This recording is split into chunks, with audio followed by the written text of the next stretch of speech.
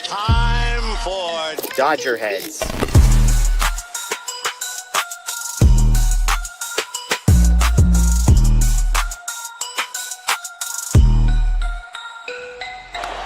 high fly ball into right field.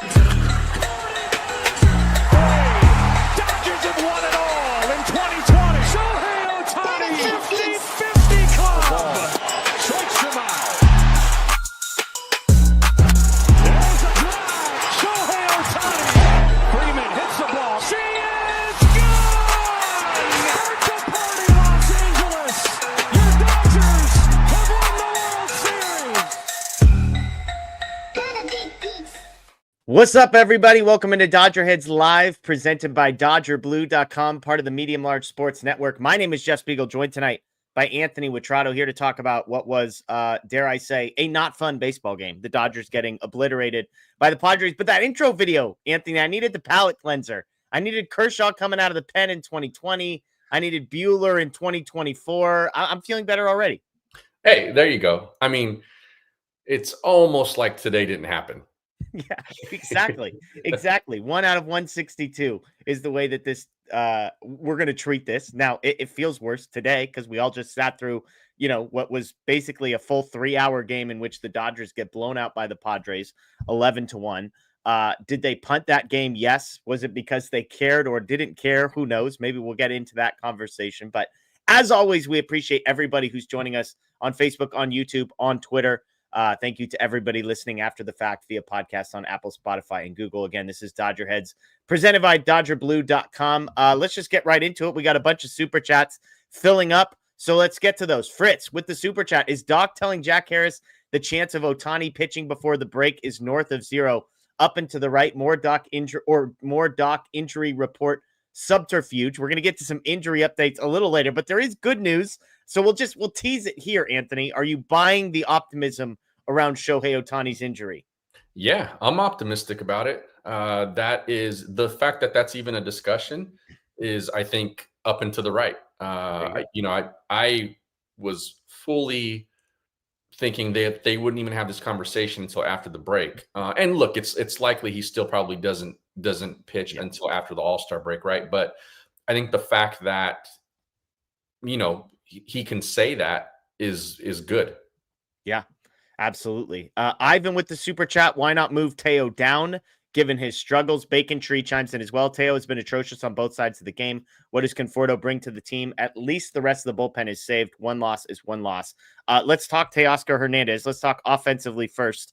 The first half of this game was still competitive. It was 5-0 through 5 innings, and the Dodgers actually had opportunities twice. They loaded the bases on 3 walks in the top of the third, and Teoscar struck out to end that inning. And then again in the 5th, they had first and third. Teoscar struck out to end that inning. So basically 2 chances to score. Teoscar's the guy at the plate both times. He gets a single in 1 out of 3 at-bats against Dylan Cease in the first 5 innings. Unfortunately, it was the wrong one. We talked about on our Sunday show the struggles he's had offensively, Anthony, and unfortunately for the Dodgers, the trajectory of this game and how they handled the bullpen would have been very different had Teoscar come through in either of those spots, but the reality was he didn't. Yeah, I think you look at sort of the situation and how the offense sort of left runners on base, left runs on the table, and it dictated, I think, how the game was managed. And in all honesty, I'm kind of okay with it. People might say that this was a punt game or Dave kind of cashed it in early. Probably not inaccurate. And I think given the state of things, I was kind of okay with it once the zeros kept going up for the offense. Yeah. Defensively, Teoscar Hernández, unfortunately, was part of the story as well. It was, I believe it was the bottom of the third was when things really got going. Araya's RBI double to right field with Fernando Tatis at first. Now, I'll defend Teoscar a little bit because the way that he was being positioned defensively was shaded towards center field. So the ball was down the line. He had a long way to go. Now, we all know Teoscar, not the most athletic looking guy, not the most fleet of foot necessarily. But I think what bothered me most, Anthony, was he makes this turn and throw.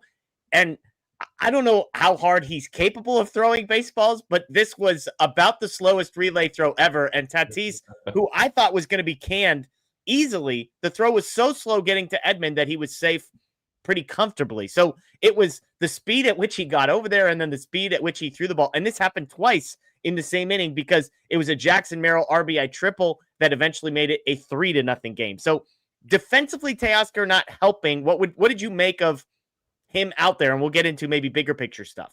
Yeah, I mean, he's not a good defender. I mean, we know that. The ball that Tatis scored on, I think it was a combination of he was playing toward the gap first of all. When that ball was his fault. No, yeah, not his fault. When the ball was hit, I thought that run was coming in. Okay. No matter what. I thought the throw was fine. He slowed down getting to the ball because he had to gather himself, I thought. Yeah. And the throw was sort of flat-footed, didn't have a lot on it. But I think if he gathers himself to fire it, Tatis is safe by the same amount anyway, because it's going to take a split second longer to do that. I didn't have an issue with that defensive play. The other thing about Teoscar defensively, I want to say, and I made this point a couple times on social media, I think sometimes we have to be honest with ourselves. Our show, like every other show, was desperately hoping that Teoscar Hernández would re-sign with the Dodgers. Sure. And let's be honest, like we knew what we were getting defensively with Teoscar Hernández. Now, I've seen some people argue, Anthony, and I'm curious your take. Well, yeah, just move him to left field instead of right field. Do you think that really changes things? I mean, tonight, obviously, the two plays where it felt like it would have mattered happened to be in right field, but do you really think there's a huge difference as far as the impact he can have defensively in left field versus right field? Not really. Those plays can happen just as easily in left field. I think the where it matters more is the arm. Yeah, totally. and if you can, it's also weird too, because like you're saying then if you put him in left field, then Conforto goes to right. Well, I mean, I think we know what everyone's saying, which is Pies to right field and Hetson Kim to center. But I think the point you're making is the more important one, which is Conforto was playing tonight. So this wasn't a decision of like, well, Teoscar's playing right. Who do we want playing left? Right. It was Conforto's playing left. So I guess that means Teoscar's playing right. Yeah, exactly. And so that negates that part of it where like Andy Pages would be in right field with the cannon, right? Like, and so they're just they're in a situation where they've sort of painted themselves into this positioning, especially because they are so committed to Michael Conforto in the lineup. And so living in the world with those constraints, there's not a lot you can do with Teo. Yeah, I agree. And again, we knew what we were signing up for. Had he been in left versus right, okay, sure enough. But again, thankfully, I don't think it ended up mattering in this one because they ended up getting slaughtered. 300 chiming in with Bacon Tree as well. The only positive from this turd show was that we didn't nuke the bullpen tonight. We don't need to get too far into this. There was discourse on social media that I was involved with about, did the Dodgers punt? I think everybody raises their hand. Of course, the Dodgers punted in the 6th inning when Matt Sauer went back out there, having loaded the bases with nobody out in the 5th inning. He goes back out in the 6th and does the exact same thing again. At that point, it was clear, and I tweeted, he's going to pitch until they're allowed to put Kiké Hernández in. So they definitely punted. But it felt like to me, this wasn't like, who cares if we win or lose, as much as they had to make a decision about what they were going to do tonight and the impact it had on tomorrow. And as 300 and Bacon Tree both pointed out, the decision was you're down 5-0. Cease is dealing. The offense is rolling over. Let's save the bullpen for tomorrow when Robleski's on the mound, who has not been very good this season. Yeah. I made a thing about it in October last year when they punted the World Series game? The World Series game, yeah. It was the World Series game. I was trying to remember if it was the NLDS or NLCS or the World Series. It was the World Series. And I did not like that. This is different. This is a game on June 10th. You're in first place. Your bullpen is what it is. Your rotation is what it is. I was fine with basically managing to get to the next round. Like a fighter. Like, okay, look, we're just going to get through this one. We're going to wait for the bell to ring. We'll come back out tomorrow and we'll fight again. I was fine with it. I thought that given the state of where the bullpen is and all of that, totally okay. Look, the game was going in that direction anyway. Yeah. And I thought they were walking the line of, if this is competitive, Yeah. they had a plan A. I agree. Before the game started. And if it was not, they had a plan B. And it was not. And so Sauer had to wear it. Yeah. Top of the 5, Teoscar comes up with runners on first and third. I think if they get to the 6th, then it's 5-2. I don't think Matt Sauer is still on the mound. I agree with you. I think they're still in plan A if that happens. This was the last thing I posted, and it's kind of a summary of my thoughts. When you have 3-ish starting pitchers, and I put in parentheses, maybe they have 3-ish starting pitchers. I'll let you decide how you get to a total of 3. You might be adding some fractions there. You're forced to make uncomfortable decisions. When you're down 5-0 and their guy is dealing, some uncomfortable decisions become more comfortable. I think that's where the Dodgers are at. This wasn't about they didn't care tonight. Like, if they cared a lot, what would they have done differently? There's nothing they could have done differently. They started, a bunch of their best players. I know Ha-Seong Kim didn't start. Will Smith didn't start, but those are normal things. They trotted Matt Sauer out there because they knew they had Robleski tomorrow. And if you're the Dodgers, you're probably hoping you win one of those 2 games. Tonight ultimately was not the night they ended up winning. But as people have pointed out, Anthony, the good news is the bullpen available for tomorrow. Everybody got a rest. Even Trevino, pitched just 1 inning. Matt Sauer, 111 innings. We'll get to him, but thank you for your service, sir, preserving the bullpen. Let's go to Parker here. They won a World Series doing that last year. Yeah. Parker says Roberts gave up this game from the start. He wanted to see if the second-rate bullpen pitchers could win it. And when it was down 4-0, he said, F this, take the L. Again, Parker, I think we're mostly saying the same thing. I don't think Dave Roberts gave up this game from the start. Yeah, no. Miguel Rojas would have been starting. If Kiké Hernández would have been starting, like those would have been the types of things they would have done if they were just punting this game as a whole. I think they gave the offense 5 innings. Can we get something off Cease? Can we make this competitive? If we can get to a battle of bullpens down by 2 when Cease out of the game, then I think the Dodgers go a completely different direction. But I do think he gave up this game in the top of the 6th inning, or the bottom of the 6th inning, when Matt Sauer went back out there again, having loaded the bases with no outs in the bottom of the 5th. That was the moment where I think they punted. But at that point, again, you're doing the math between how many games can I win tonight and tomorrow, and all of the math is telling you rest your bullpen and live to fight another day. Yeah, I think it was the right call at that point. And like I said, I think they had this game mapped, and if it went one way, you were going to see a certain cavalry come out to the mound. Yeah. And if it went another way, you were going to see what we saw tonight. Yeah, absolutely. Disgusting baseball, I see in the comments. Look, I'm not disagreeing with you on that front. Again, when you have 3 starting pitchers, you have to make disgusting decisions at times. And look, if you played, this is going to sound weird. If you played to win every game, and that's not to say that the guys go to the mound with the ball and try to give up meatballs, or the hitters go up into the box and purposely strike out. I'm not saying that, but if you're pushing your chips all in every single night over 162 games, you will have nothing left when it matters most. Well, and again, I think you have to zoom out a little bit, because if the goal is to win as many games as possible, like, I don't think what I'm saying is not the Dodgers don't care about the regular season. They didn't care about today. They don't care about tomorrow. Wake me up when we get to October. I actually think that's the opposite of what they did. Because if they don't care about any of this stuff, then they would have just pitched their normal guys. They're playing to win tomorrow's game. Exactly. So that's why I'm saying, like, this whole they don't care.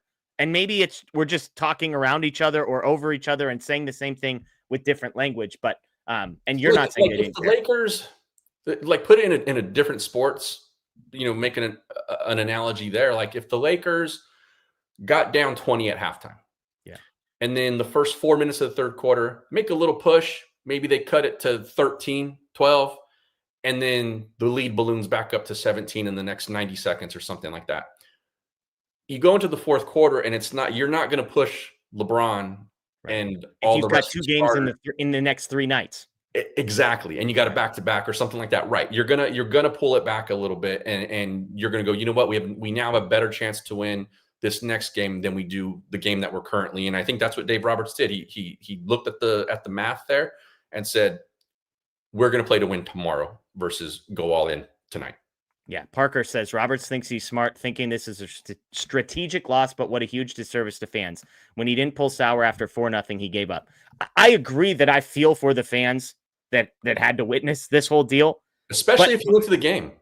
But had he played this differently, he'd be doing a huge disservice to any fan who bought tickets for tomorrow. Again, this is just the nature. Yes. Like when you were looking, we talked about this. We're looking at the pitching, and we're like, all right, they got Dustin May, who was a mess last night, almost got pulled after like 3 or 4 innings. I joked that I didn't know if May was going to make it out of the second yesterday. Thankfully, he gives them some length.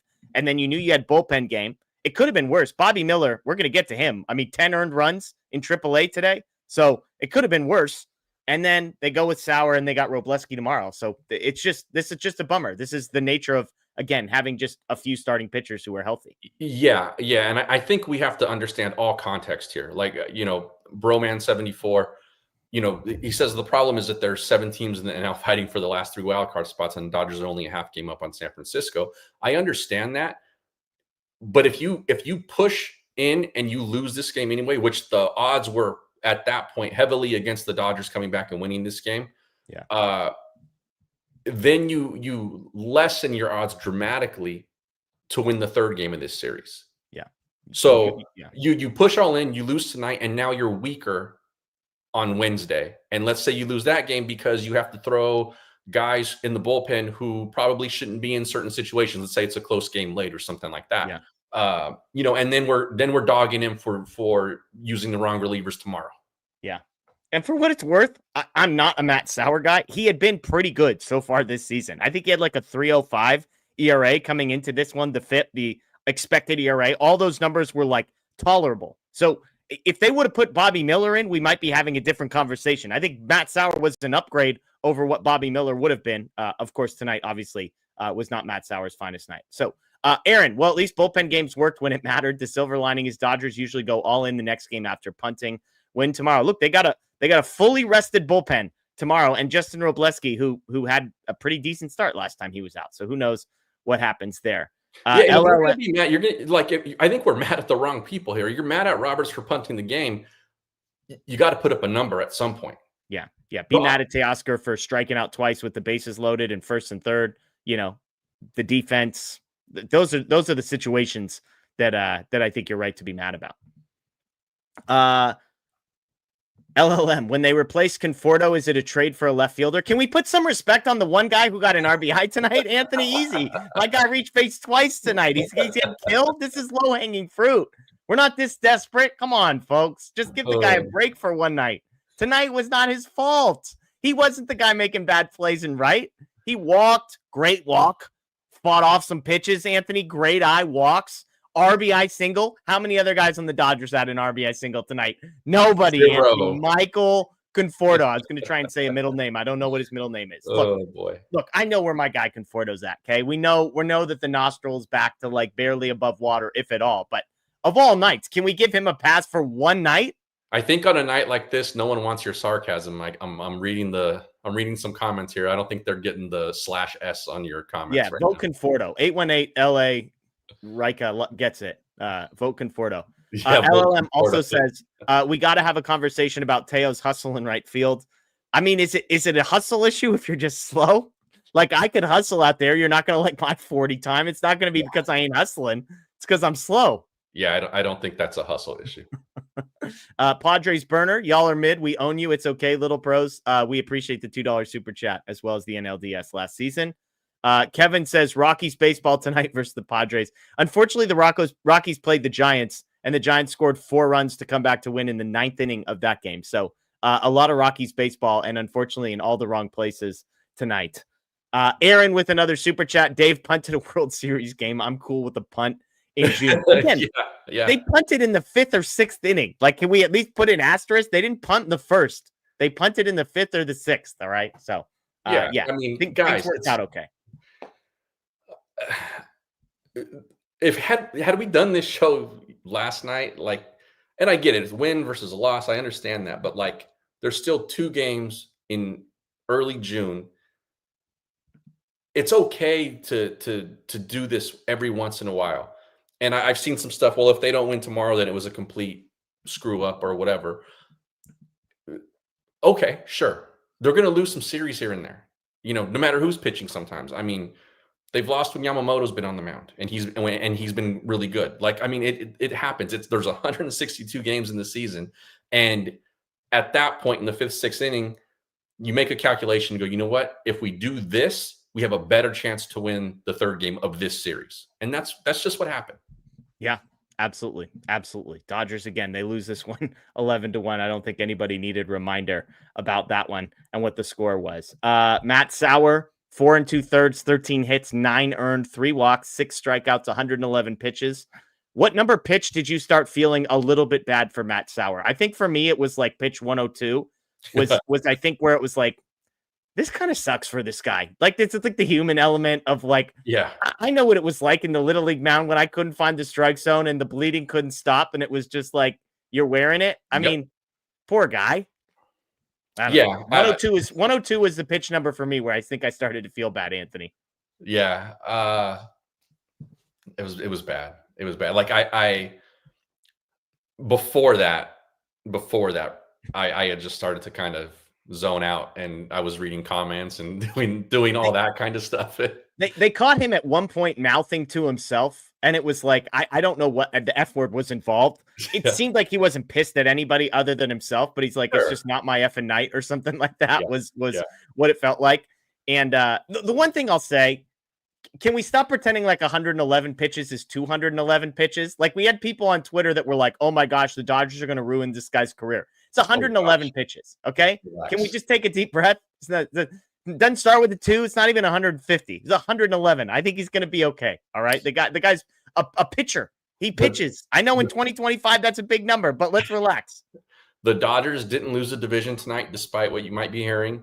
And Matt Sauer's career is probably not over despite 111 pitches. Yeah. Kiké Hernández, his career pitching career not over either.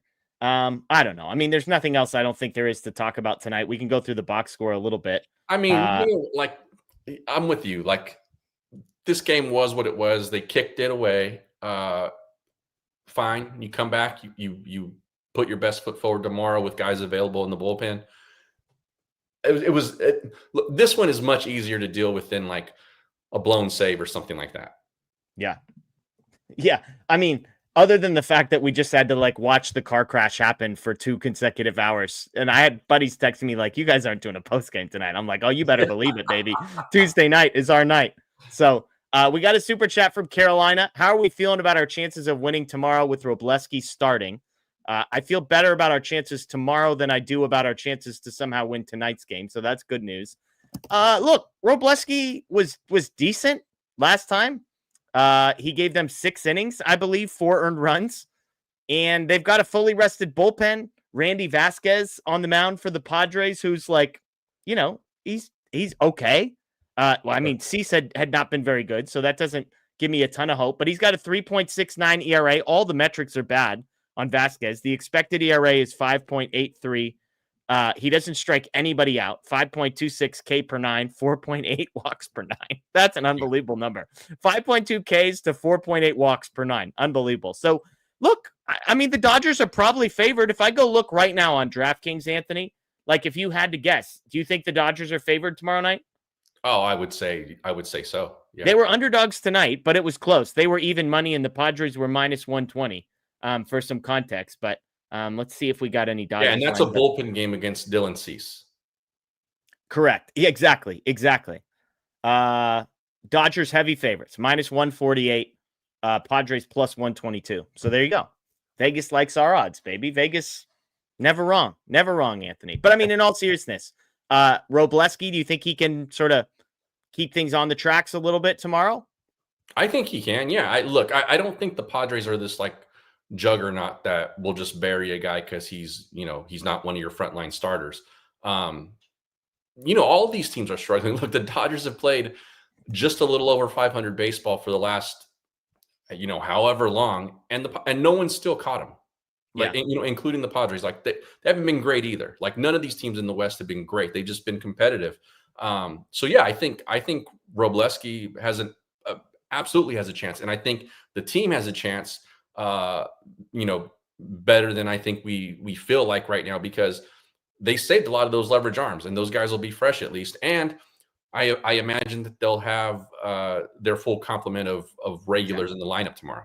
Well, and keep in mind, I mean, if Robleski gets into trouble in the third inning, he'll be gone, because they can go to Kasparius for 2 or 3 innings. They can go to Dreyer for a couple of innings.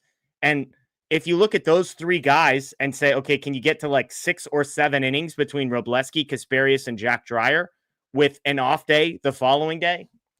So I think the leash they're going to be able to be shorter with the leash on Robleski. So we'll see what they get from him. But again, I think if you can get, 3 or 4 innings even from Robleski, then I think you can hand it over to the bullpen and try and cheat yourself some out. So, and again, the offense is going to be the offense. I think they're going to score. I read the numbers on Vasquez. He doesn't strike anybody out. He walks a crap load of people. And although the ERA is good, all the underlying metrics suggest that there's more luck than there is goodness in there. So the Dachshund dude, what are some realistic options for Conforto if he continues to struggle? I can't imagine he has trade value or DFA considering his salary.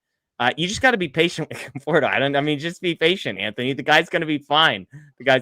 No, look, the realistic option is Ha-Seong Kim, and Conforto just goes to the bench. That's the realistic option. But there are some. I keep saying some. It might just be me and Michael Conforto's family that still believe he's going to figure this one out this year. But there's at least me that still believes there's a chance that this thing works. I think he's at least got a good run in him, like a good, 12-game stretch or something like that, where he does get hot seriously. Like I think he's got that in him, but I think we're starting to see a lot of evidence that it just might not be his year. Yeah, it might not, or it might. It might be his year, Anthony. It might be his year. Look, at this point last season, I'll give you this. At this point last season, you and I were hanging on for dear life on the Gavin Lux. I was just going to ask at what point Lux turned it around, because it feels like it was about now. Yeah, it was right around here. It's amazing. So that's like the one, you get it. You win. You hit your 12-team parlay like one time and you lose the other 99, but the one keeps you coming back. That's Gavin Lux in 2024. It's yeah, but do you remember Lux? Like it was 4 months of bad and then he was awesome. So there you go. Jonathan says, I'm mad at Friedman, not Doc. Andrew Friedman never gets blamed. Doc does. Media treat him as unlucky, like it's a shock that Glasnow is out again. I think on the surface, fair. What's your response to this, Anthony? I think Jonathan's comments are fair. I don't think Friedman skates on anything, but I do think we're selling it short in that, look, when he went out and traded for Glasnow and they extended him, and he went out and signed Blake Snell. You and I were on live when they signed Snell and that news broke. Like we were jumping up and down. Everybody was. So I think we're playing a lot of hindsight here. And yes, both those guys are injury prone. Sure. We broke in and did a live show, and I jumped on from a hotel room when I was sick when they got Roki, and he's hurt too. So I understand the sentiment here. But I do believe that he's done just about everything in his power to make this team basically to break the window open. Like this World Series window that they have right now, this championship window, he's made it as wide open as possible, I think. Sure, could he have signed another pitcher instead of Snell? Sure. Well, one of the other pitchers is going to have Tommy John surgery of the three that were out there. The other guy's been pretty good, but the Dodgers beat him. So you know what I mean? Sure. And Jonathan, the sentiment is fine and it's fair. I think it is. But I also think we have to understand, look, these were moves that anyone with the Dodgers resources probably would have made if they could have. Yeah. And I think this is where I would put into context where the Dodgers are at, because I agree with you. I was skeptical of the Glasnow trade in particular. That was one where I was like, are we really doing this? And I kind of came around because I understand in theory what the Dodgers are trying to do, which is quality and not quantity. And if we just get 3 or 4 of these guys healthy when we actually need them and when we make the postseason, then everything's going to be fine. So I think part of the reason they are in this situation is because this is the gamble that they have taken. They are not like, they don't like pitching Matt Sauer 111 pitches tonight and Justin Robleski however many pitches he throws tomorrow. They don't enjoy that. But I still think if you told them, yeah, but there's a chance that come September 15th, you're going to have a rotation of Yamamoto, Snell, Ohtani, Glasnow, and those guys are going to be healthy heading into the postseason. I still think if you told them this is their reality today, they would take their chances with that reality. I'm perfectly fine with where this team sits and what the outlook is for the rest of the season. Yeah. Like I'm taking this. Like, I know they're not playing their best baseball. A ton of guys are hurt. 2 of their 3 best pitchers are injured, and who knows when they're coming back. Ohtani hasn't pitched yet. I get all of that. But if you're like, here's the outlook. Yeah. Ohtani, Snell probably coming back around the break maybe, or a little after, all these guys and all these things. Like, I'm like, yeah, I still think this is the best team in the West, if not the National League. Yeah, and Jonathan adds, this strategy is how you're doing bullpen games in the NLCS with Brent Honeywell Jr. taking down lots of innings. And I understand your sentiment, but I'm going to agree with Joseph H. They won the World Series. They won it in 5 games. And we were having this conversation probably 12 months ago to the day as well. So I understand the sentiment. I think it's a fair question to ask. And you might be right. I come down on the other side. By the way, I'll say this. Depends how you look at it. On when you say, because again, Jonathan's sentiment is fair. I think it's a completely valid comment. But they won it last year. Yeah. Doing this. And, I understand people are going to be upset if they don't win back to back. But I also think that they've set themselves up like with the potential to win, let's say, seriously here, 5 World Series in like a 10-year stretch. Yeah.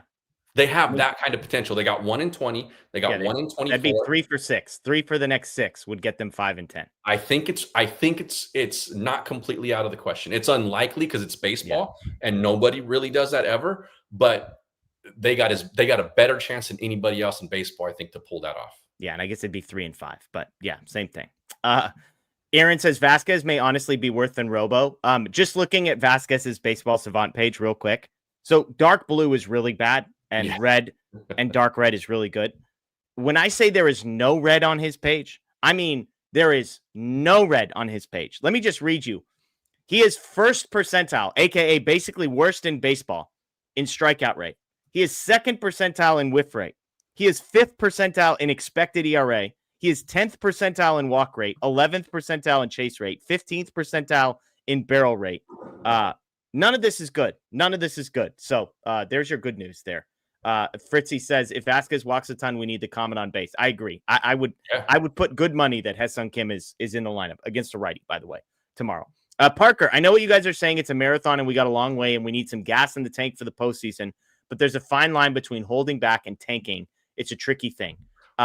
This team's not tanking. And again, this is where they had to make a decision between tonight and tomorrow. Like, if they had an off day tomorrow and they handled things the way that they did, then I think all of the animosity would be justified. Totally agree.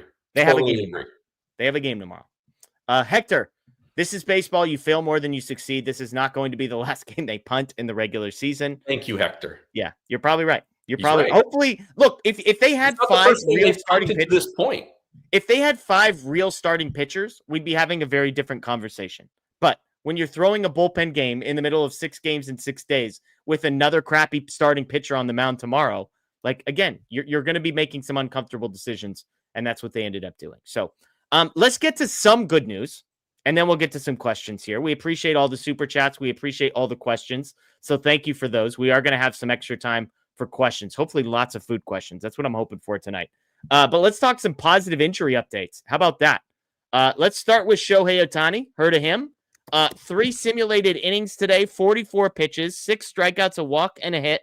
And then Dave Roberts, to the question that we were asked earlier, said there is a, quote, north of 0 chance that Ohtani pitches in a game before the All-Star break.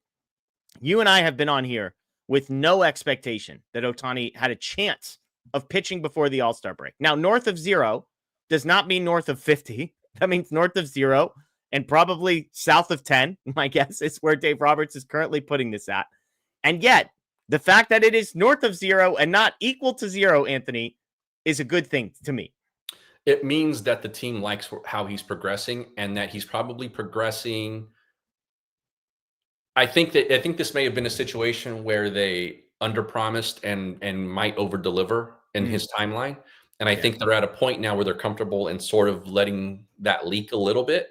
Yeah. And I think it just says that they are very happy with his progression to this point, and that he is either on target or ahead of schedule, depending on what you want to believe.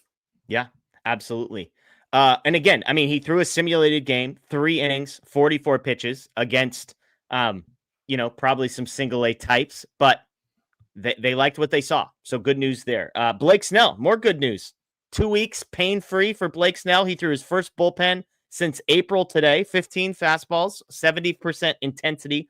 But the reports afterwards are that it went well. He will throw 20 more pitches off a mound on Friday. Now, 15 fastballs at 70% intensity is not a whole lot, but 2 weeks pain-free, that sounds good to me. Throwing off a mound later this week, that sounds good to me. So again, trending in the right direction, which even if it's small victories, little baby steps, Anthony, with guys like Snell and Glasnow and Ohtani, these are the types of things you need to see. This is why there is hope, because until one of these guys is announced as out for the season, we get to keep believing that come crunch time, they might be available for us. Yeah, this is good news on him. The pain-free stuff is very positive, because there was a time where there was still some discomfort. And that was a little worrisome. The fact that it's been 2 weeks and he's been okay. He's now throwing off some elevation. He's going to do it again for the second time in a week. He is ramping up to get going.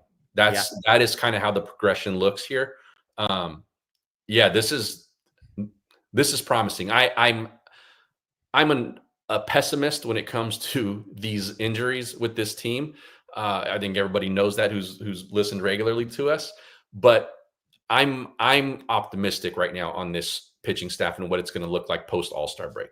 Yeah, and again, I cannot say this enough. It's his first bullpen since April, so it's progress, yes, but there's about 18 steps between now and when he actually takes a mound and throws meaningful pitches, and yet you can't get to the next one until you get to this one. He checked that box. Speaking of checking the box, Tyler Glasnow was scheduled to throw a bullpen today in Los Angeles, so we don't have video of that. Yesterday, Dave said, quote, he's doing really well, very excited and anxious to start facing some hitters. So that's coming too. Our Matthew Moreno was at the stadium today, and there was a scrum with Mark Pryor. And he basically said that things went well. You can go watch that video. It's up on our YouTube page. But he said Glasnow's bullpen today in Los Angeles went well also. So not only is Ohtani trending in the right direction, Glasnow is trending in the right direction, Snell is trending in the right direction. So again, with a guy like Glasnow, what's the old person saying? Don't count your eggs before they hatch, or something like that. This feels like one of those situations. Don't get yourself excited about the Glass Man coming back. But if you told me, Jeff, you get to choose, he either pitches today or he doesn't pitch today, I'd rather have pitched today. Sure. Yeah. This is, even though it's a small step, it's a step in the direction that we want it to be going. Yeah, exactly. So again, good news there for Ohtani, Snell, and Glasnow. And again, there's interviews up on our YouTube page after this one that you can go ahead and check out. A couple other notes: Jose Urena DFA'd, which thank goodness. I've said before, I don't know how this guy keeps hanging around, but he's not hanging around Los Angeles much longer. He was the roster move for Matt Sauer. And I kind of alluded to this. I predicted on our last show that maybe Bobby Miller would be the guy who comes up and gets bulked today. He was scheduled to pitch today. And I was like, well, that's bad news if they're choosing Matt Sauer, who had been much better this season than Bobby Miller had, over Bobby Miller. Well, maybe don't look at the Oklahoma City box score, or plug your ears if there are any small children around. 3 1/3, 11 hits, 10 earned, 3 walks, and 1 strikeout for a guy in Bobby Miller. I almost don't have words, Anthony, for how far this guy has fallen. On a team that desperately needs pitching, the idea that Matt Sauer, who is like a non-roster invitee, I believe, maybe a minor league contract before the season, the idea that he is getting into games well ahead of Bobby Miller. Like, they had the option to pick Miller over Matt Sauer and chose not to. Yeah. And clearly it was the right decision. I could not have imagined we would be here. 18 months ago, this guy was in the majors and freaking awesome. And now here we are. Let me ask you this, Jeff. The Dodgers clearly don't have any confidence in him, and they have not for a long time now. He doesn't have any confidence in him. Rightfully so. Sure. Yeah, I think you're right there. How do you handle this? To me, he's not going to help you this year. Like that's abundantly clear. There's 18 other dudes. You would go pick somebody up off the scrap heap before you trust Bobby Miller. If it's me, I probably honestly shut him down. Give him a break. Give him a break between the ears. Maybe send him to Arizona, to the complex.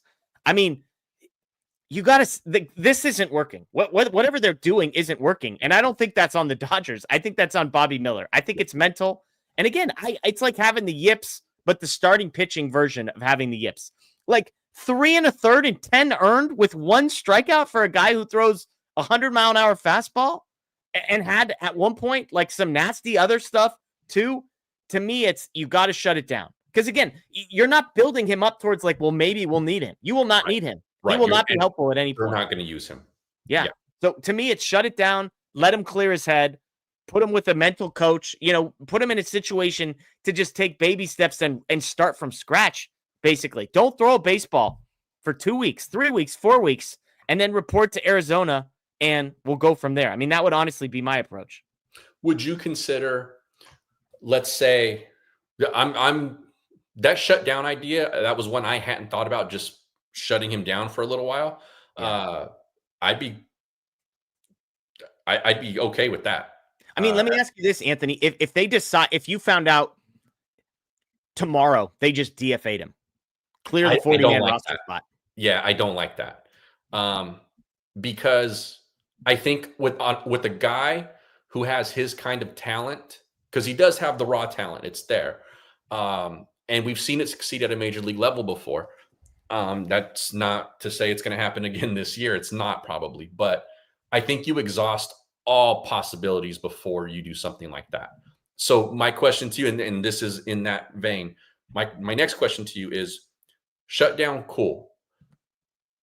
Or would you be opposed to when he does come back, they say, okay, you're going to be a low leverage reliever for a while? No, I think it's not a terrible idea, honestly. Because again, just put him in a different place that forces him into a new rhythm that breaks him out of whatever habits he has. Yeah, I don't think it's crazy to do something like that. Like the name that just popped into my head was 2 days ago, the Astros DFA'd Forrest Whitley, who, I don't know enough to compare the stories to Bobby Miller, but this guy was one of the top prospects in Major League Baseball, got suspended, had Tommy John surgery, didn't pitch for basically 2 years. But sort of seemed like as a reliever, maybe he was figuring some stuff out and then fell off and they DFA'd him. So again, like it feels crazy to us as Dodgers fans, but I think there's a lot of guys maybe that don't have the quote unquote ceiling that we once thought Bobby Miller did, but just, I don't know. I mean, something needs to change. And the Dodgers use every spot on the 40-man roster. So that's where it's like, they might need that at some point. Right. And that is a good point. They value roster flexibility, and right now he's a black hole on the roster. Yeah. Which is why I think, because he doesn't have any trade value. Yeah. A guy that young with that kind of talent, I just don't want to see him DFA'd yet until you exhaust all options. And that's why I kind of brought up turning him into a reliever thing. Maybe not long term, maybe he goes into camp next year and he's as a starter, but maybe just for now, rest of the season or something like that.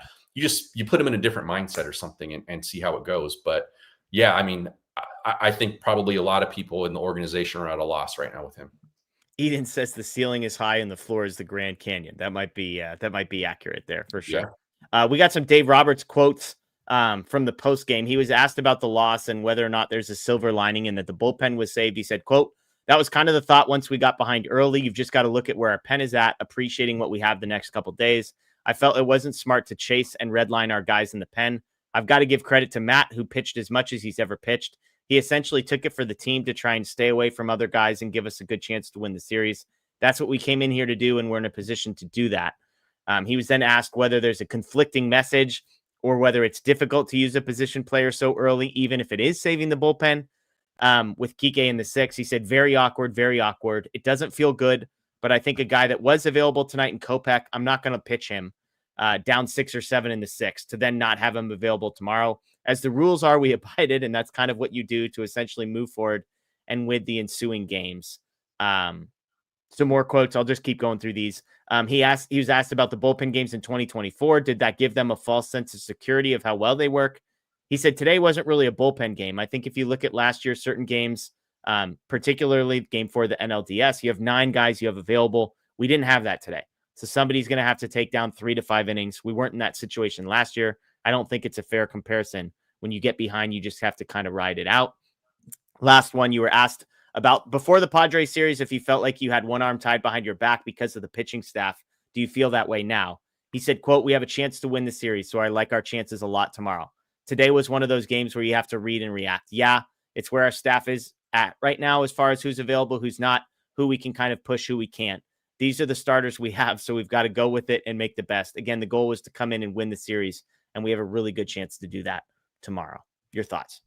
That last comment, I think, is dead on what you and I have been saying here. Yeah.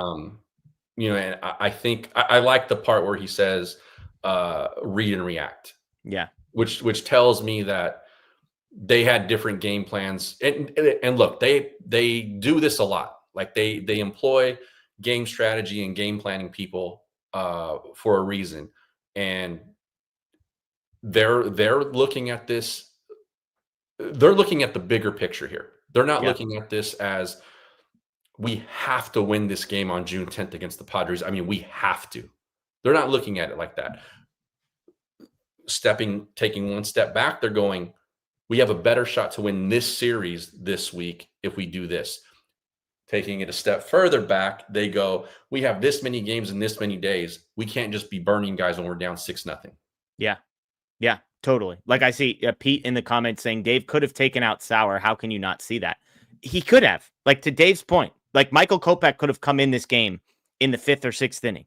And then Ben Kasparius could have come in the game after him because you can't put a position player in. Like this is one of the funky parts of the rule. They couldn't put a position player in until they were down 8.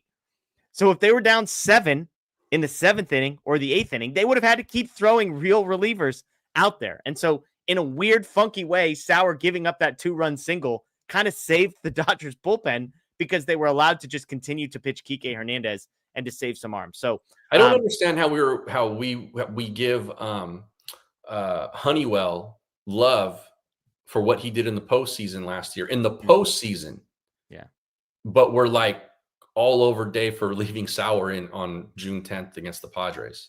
Yeah. Look, if they win tomorrow, and they take 2 out of 3 against the Padres, given who they had starting in this series, we will have nothing to complain about. And again, and even if they lose tomorrow, I'm not going to look back and be like, man, they should have handled tonight differently. Same. And so that way we can't be, saying, oh, hindsight or your second guess. Look, if they lose tomorrow, this was still the right move today. Yeah, exactly. All right, let's get to some questions. All caps questions. If you have that, go ahead and throw those in the chat. Obviously, the Dodgers hope to have won tonight, but once that game turned sideways, the offense rolled over. Teoscar Hernández squandered a couple opportunities, and they had to make some uncomfortable decisions. They made the ones they made, whether they're the popular ones or not. David, here we go. We got food questions rolling in, people. I appreciate this. Joe Mama says Taco Bell or Hardee's. Hardee's is Carl's Jr. to those of us on the West Coast. Joe Mama, where do you live? Yeah, exactly. I think is it Hardee's east of the Mississippi or Rocky Mountains? Like what's our dividing line? I think is the question. When I worked in Milwaukee, Chicago, there was Hardee's, not Carl's Jr. Phoenix, Carl's Jr. Texas is Hardee's, I believe. Okay. Yeah. So Taco Bell or Carl's Jr. We'll say that. Taco Bell. I love Carl's Jr. I like both. I do too, but the menu's not exactly the same. At Hardee's, you're saying? At Hardee's, right. Okay. I'll take. He says he's from Nebraska, by the way. Shout out to Nebraska. This is a tough one. It's like, what am I feeling like? That's fair too. Yeah, because they're different burgers or cheesy gordita crunches. What do I want? Different genres. I'd probably go Taco Bell. I eat Taco Bell more than otherwise. Okay. Oh, here we go. Hold on a second. Sorry, we're coming back to that one. Wolf Mask Jack, Del Taco or Taco Bell? I don't eat a lot of Del Taco, and I will say this: I think there are days when I pass by it and I think I'm sleeping on it. Yeah, I'm going to be honest. There was not a Taco Bell anywhere, or excuse me, a Del Taco anywhere near where I grew up. So it just was not in my rotation. Yeah, kind of the same too for me. But like I said, now I'm like, I wonder if I'm missing out there. Yeah. Well, apparently the Double Del, our own Matthew Moreno, has been on record as saying it was a fantastic burger, but has reportedly changed. So there we go.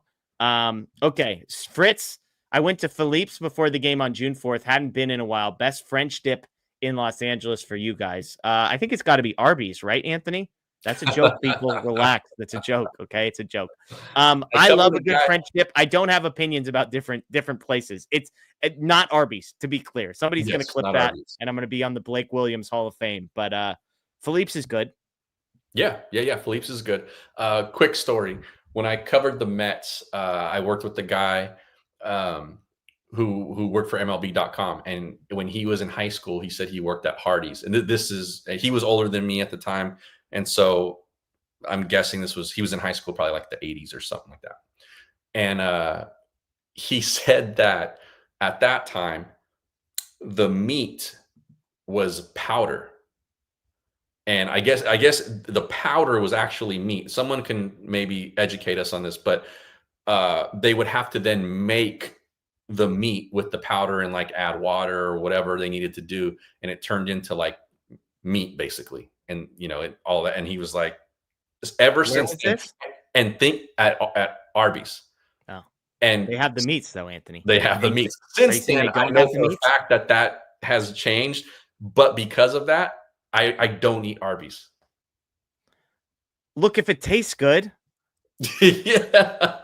Like if you really boil down what we're eating a lot of the time, it's like, I would never do that. And it's like, yeah, cool. Well, see that animal over there? They're just going to chop its leg off in a couple minutes here. Just shave off a couple slices of the old meat and hand it to you. Like, I don't know. We're all doing the same thing. Parker says, better hope all the stuff downtown clears soon, or going to the Dodgers game on Friday is going to be a pain. Yeah, look. Yeah. I don't know. It's like, okay.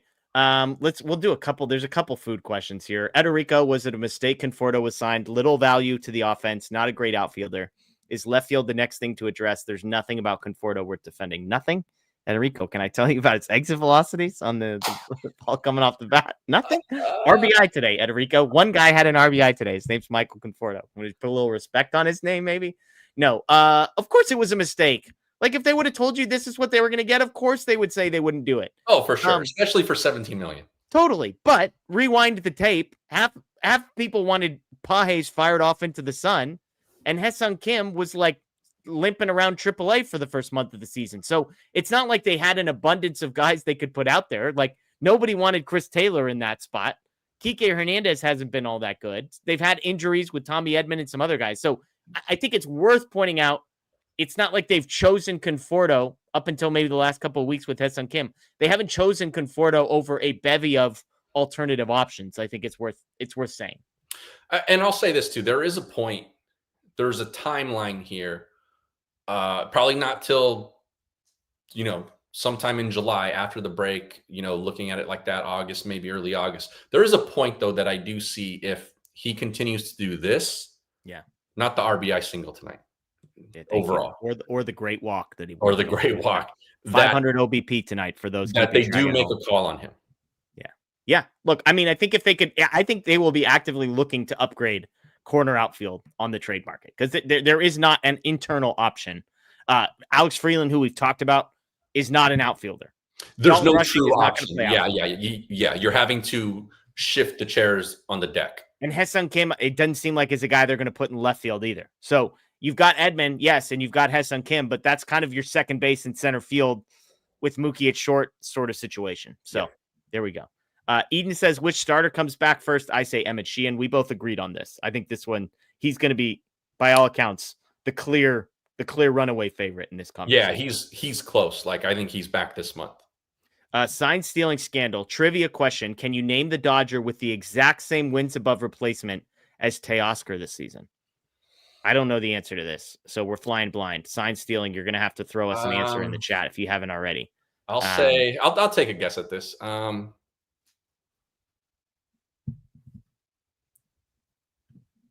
guess is going to be Tommy Edman. I was going to say Tommy Edman. I beat you to it. I could tell you were about to say it, so I beat you to it. Yeah. Signs. He said the answer is Lou Trevino. Lou Trevino? Are you serious? That can't be right. No way. We'll do some fact checking on that. Lou Okay, Trevino. I'm High Levy Lou. High Levy Lou. That would be nuts. And Lou Trevino's pitched like 5 innings for this team. No. Says Okay, dead I serious. pulled this up. Lou Trevino's WAR is of 0.3. What's Teoscar? Teoscar is 1.3. Okay. Sign Max. Scandal. I'm using Baseball Reference WAR. Max 1.6. Come on, Guess who also is 1.3? See, okay, but hold on. Teoscar is 0.4 on Fangraphs. Okay. Defense hurts you a lot more on Fangraphs. That's insane. Is Lou Trevino... Tommy Edman and Teoscar are both 1.3 on Baseball Reference. Lou Trevino is a 0-win player, though. In what do we got here? On Fangraphs total. Oh, I guess he was negative 0.4. That's hilarious. It literally is Lou Trevino. Says that Baseball Reference WAR is boomers. Yeah, I mean, honestly, he's not wrong. I kind of agree with him on that. Lou Trevino might have passed me. That brand new website, Fangraphs, is that the one you're looking at? Yeah. The one I was using when I covered Major League Baseball too. I mean, I'm just saying Baseball Reference WAR. I agree that's kind of a boomer thing. Let's go to Fangraphs. That's where all the nerds are hanging out, Anthony.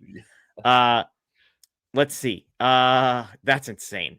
Lou Trevino and Teoscar Hernandez. And again, honestly, Lou Trevino, his WAR is going up tonight. Teoscar Hernandez's WAR is going down tonight. Yeah. So we might have a different conversation. That's hilarious. Okay. That's interesting because I don't know. I'm on the wrong website. Obviously, I'm on the old man website. Yeah, it's you got to scroll past your Facebook, Anthony, to get to Fangraphs. So hold on, let me close that out on my AOL browser. Teoscar, so I'm not looking at his weighted runs created right now, but he's got a 116 OPS plus. So it's interesting that defense must drag that down on the Fangraphs side. Yeah, absolutely. He's a 114 weighted runs created plus on Fangraphs, and he's whatever the WAR numbers are all bogus, but it's way negative on defense. He's like one of the worst defenders in baseball. In baseball. Yeah. Okay. Mookie, though. What's that? Not Mookie. Not Mookie. Some people want to forget about the good bold predictions that I made, i.e. Mookie Betts Gold Glove finalist at shortstop. Like I'm just saying we kind of got laughed out the room when we said that one. Just throwing it back out there. Okay. Let's do I think we got like a couple more baseball questions and some fun food ones. Tim wants to know, how important is it to get a first round bye? If the season ended today, we would not have a first round bye. I think it's very important. It's very important. I think it's important. Yeah. Yeah. So it's very important. There's a long way to go till we get there. But and they're like a game and a half back or something like that of the second place. Yeah. So it'll and I think the Dodgers have like the second easiest schedule in baseball from this point forward, for what it's worth. So let's see. Kevin wants to know, do you think this year we have the third or fourth best record in the NL when it's all said and done? So kind of asking the same question. He's at, do you think they get a bye, Anthony? Yes, I do. I'm with you. So that to answer Kevin's question, I think they finish higher than third or fourth. There you go. Okay. Let's get some food questions. David, it's lamplighter night tomorrow night. David tells us that's his restaurant he goes to. You make the call: Black Angus ribeye or filet mignon. I like the ribeye for you, David. I'm a ribeye guy personally. Yeah, I like the ribeye paisan. Now I go filet mignon is my move if I'm going to a place where I know I'm going to crush 4 people's worth of appetizers and sides. Yeah. Then you give me the nice, delicate, delicious 6-ounce filet. But if I'm going to like the steak is the centerpiece of the entire thing, that's 80% of my meal. Give me the ribeye. That's my answer. What's your order? What I do is when I go out with my wife and we go to a place that we're going to get steaks, I'll get the ribeye. Then I'll tell her to get because she'll order like the smallest filet. I'll be like, get the bigger one because I know she's not going to finish it. Yeah. That's the move. Yeah. Totally. It's a great move by you. Cole, you get to take 2 people living or not to dinner, non-sports personalities only. Good question. Who do you got? Cole. 2 people living or not living to dinner, non-sports personalities only. Do you have anybody in mind that you can jump in on this now? I'm thinking for a second. Man, it's a great question. I'm trying to This go is a through really history. good question. Give me I'm a big there's got to be a Revolutionary War person. I'm a big Revolutionary War person. So my instinct is George Washington, but I feel like I could probably get somebody that was maybe a little more in the mix, like a Sam Adams type, somebody who's a little more maybe on the front lines. But Okay. I'll do George Washington. Seems Okay. like a safe bet. And man, it's a tough one. Okay, you give one, then I'll give one. Gives you a little time. Okay. I say, okay, I have a question for you. Is Bruce Lee sports? No. Bruce Lee is one of my guys. Okay. Yeah, I see the actors coming through, and I probably should have gone that way a little bit quicker. So you're going Bruce Lee for one. Okay. Do you have a second one then if you're going down that line? Give me Jack Black. Jack Black would be my second. Oh, I like Nate Bargatze. I'm a big Bargatze guy. I know that's like the most basic thing in the world, but dang, now there's so many because now I want to go musicians too. Forget George Washington. Sorry, he's getting edged out. George Washington had great stories though. Okay, I'm gonna go Bruce Lee and Chris Rock. That's a good one. I think that's Bruce a fun Lee. dinner. Can you talk me through Bruce Lee? I have no interest in eating meal with Bruce Lee. I think he's a smart guy. Having read a bunch of stuff about him, and I think I have a lot of questions for him. Okay, it's awesome. Yeah, man, I'd have to go with a musician as my other one. So give me like a comedian, whether it's Jack Black or Nate Bargatze. Both guys. Jack Black, like his movies, he's my guy. And Adam Sandler's another good one. I bet you Adam Sandler's a good time. Yeah, I bet he just hangs. Yeah. That's a great question, Cole. I can't think of which musician I would want yet, though. So come back to me on that one. Larry wants to know, whenever I hear you guys talk about pizza, there's no mention of Shakey's. Where's the love? I've never been to Shakey's in my life. I've never eaten Shakey's either. Yeah. So apologies. Maybe we miss. I don't think we're missing anything. River says, please tell me you like pineapple on pizza. I do. I like pineapple on pizza. Now, like pineapple, actively ordering it on pizza? It's like once every 30 pizza orders, I'll get a But you're like, it's not like, oh, I guess their pineapple comes on the barbecue chicken here, so that's fine. You're like building a pizza and you're like, throw some pineapples on that bad boy. Yeah. Like barbecue chicken pizza that has pineapple on it, that's good stuff too. I do have to be in the mood for it, I think, but I'm definitely not opposed to it, and I personally don't understand all the hate that pineapple on pizza get. Look, pizza is one of those things where put whatever the hell you want on it. If you like it, that's what should be on it. It's like if it's there, I'm not going to take it off. But I don't think I would ever actively be like, yes, please add pineapples to that pizza. So that's what I got. Okay, last question is going to be a food question from me. I'm in a sandwich kick right now. I just, went and bought the stuff I needed. So if you're going to the grocery store, because you're going to start making yourself sandwiches for lunch, for dinner, whatever, at home. And I mean, within reason, we're not talking about like you're spending $85 on this setup, but like, what are the ingredients that you're going to the store? What's the must have for Anthony's sandwich? Boar's Head does like a spicy peppered turkey. Okay. I like that. That's actually in my fridge now. I like that. I do that. I do some artisan wheat bread. I like that. I like that bread. And then I'm making it a little green. I'm putting a little bit of spinach in it. Okay. I am going with to match the turkey. I'm going with a little bit of pepper jack. Okay. I am going with some bacon on that as well. Like this. And then I will. So we've got turkey, bacon, cheese, and spinach so far. Yeah, and On some I will bread. throw a little butter on the bread. Throw it in the pan for a few seconds on both sides. Toast it up a little bit like that, and yeah, I could probably eat that like 4 Any times. sauce? Sometimes I'll not always. Sometimes I'll throw a little spicy sauce. Oh, I'm sorry, spicy sauce, spicy mustard on that. Okay. That's probably the most common thing I'll do. And are we talking like melt the cheese or just toast the bread, cold cheese? Cheese will go on cold. Toast it. It'll get warm. It might not completely melt like it's gooey, but it'll be warm and soft too. Okay. Look, that's my go-to. I think when like I'm full on into it. Yeah. See, my wife's making sourdough bread right now. Shout out to my wife for making delicious sourdough bread. So it's sourdough, avocado, smashed up, spread, turkey, bacon, tomatoes. Is that what I think that's it. I've gone over it. People hate this take about me. I don't like I don't need cold cheese on my sandwiches.